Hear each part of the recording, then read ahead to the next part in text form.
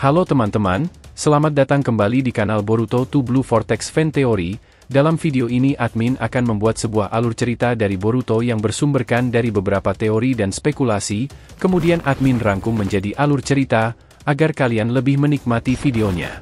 Jadi, kalau begitu langsung saja kita ke videonya, tapi sebelum itu tonton dahulu video kita sebelumnya yang ini, dan jangan lupa juga untuk like, subscribe, dan share, serta bantu kami menuju 5.000 subscriber.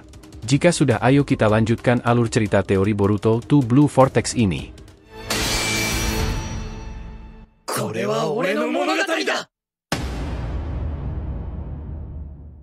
Peringatan, ini adalah hanya fan teori, dan jadikan sebagai video hiburan di waktu senggang. Boruto episode 296 bagian ke-33, Bantuan dari Sang Pengkhianat.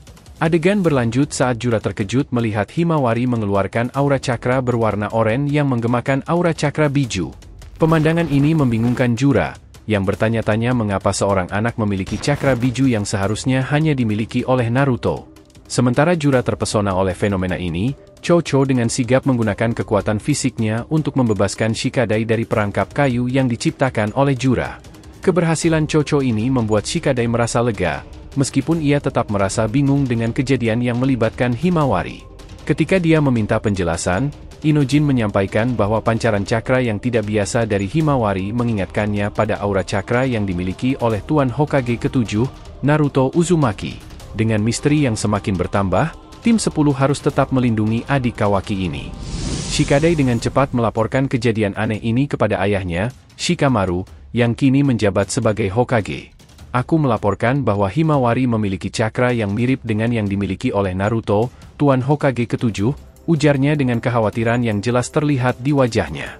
Shikamaru terkejut mendengar laporan tersebut dan bertanya dengan kebingungan, apa maksudnya ini, Shikadai? Bagaimana bisa hal seperti itu terjadi?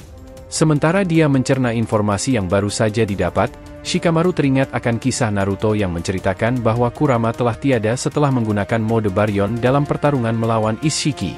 Dalam kekhawatirannya, dia mulai memikirkan kemungkinan bahwa ada sesuatu yang lebih besar yang terjadi pada Himawari, mungkin terkait dengan Kurama atau bahkan cakra lain yang belum diketahui. Dipenuhi oleh rasa ingin tahu, Jura dengan cepatnya mulai mendekati Himawari. Segera menyadari bahaya yang mengancam, Shikadai dengan cepat memerintahkan timnya untuk melindungi Himawari dari ancaman tersebut.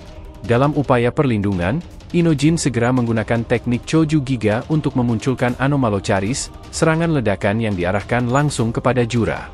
Namun, upaya tersebut digagalkan oleh intervensi Hidari, yang menggunakan Chidori untuk melindungi Jura dan menghancurkan serangan Inojin.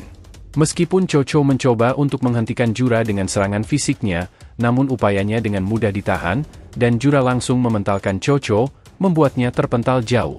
Sementara Shikadai berusaha membatasi pergerakan Jura, namun gagal, menunjukkan betapa lincahnya Jura dalam menghindari serangan lawan.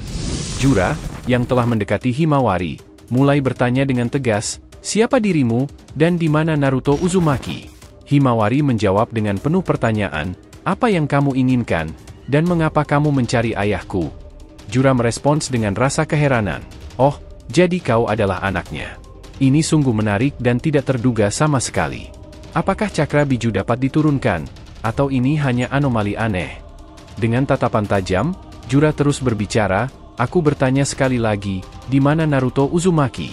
Himawari menjawabnya, kenapa kamu mencari ayahku yang sudah tiada?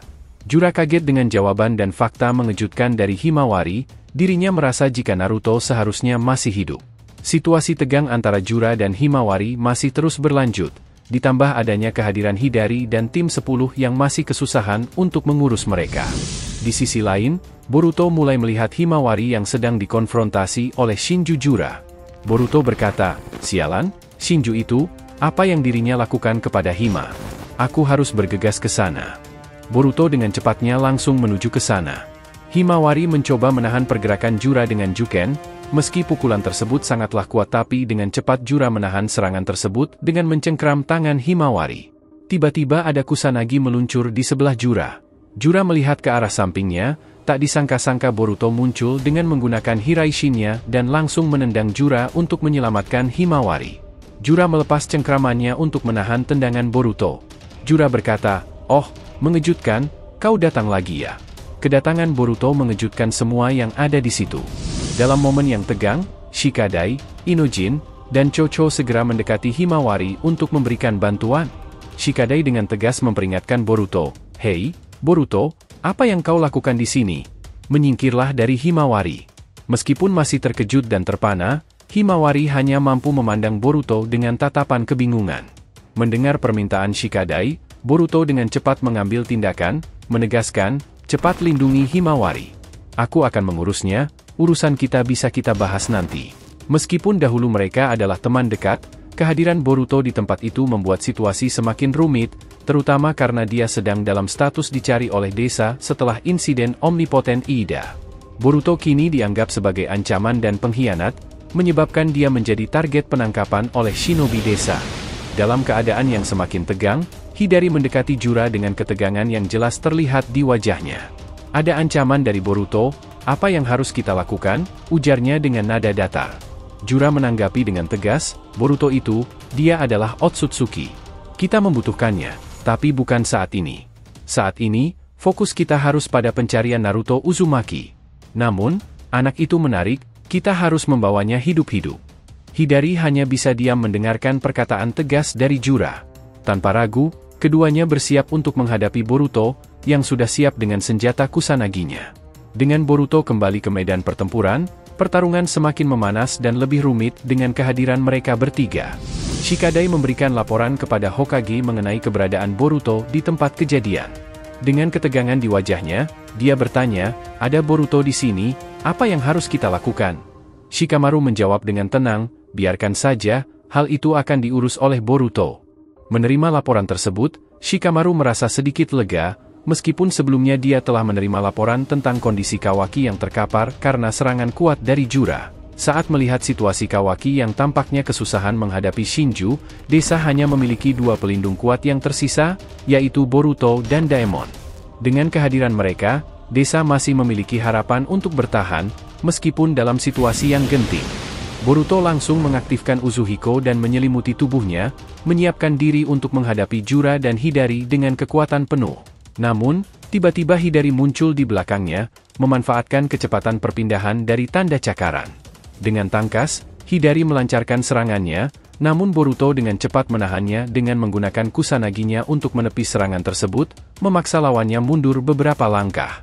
Dalam momen tersebut, Boruto menyadari bahwa kekuatan lawannya telah meningkat, sehingga dia memutuskan untuk meningkatkan kekuatan dan fokusnya dalam pertarungan yang semakin intens ini. Apa yang akan terjadi berikutnya? Bala bantuan desa, Sarada, Sumire, Kawaki, Mitsuki, Daemon, dan Eida akan datang ke medan pertempuran. Apakah Jura dan Hidari juga akan memanggil Matsuri dan Bug? Terima kasih telah menonton video alur cerita teori Boruto episode 296 bagian ke-33, Bantuan dari Sang Pengkhianat. Jangan lupa untuk like, subscribe, dan share, semoga membuat kanal YouTube Boruto to Blue Vortex Fan Theory semakin berkembang. Jika sudah terima kasih, dan sampai bertemu di video alur cerita teori berikutnya.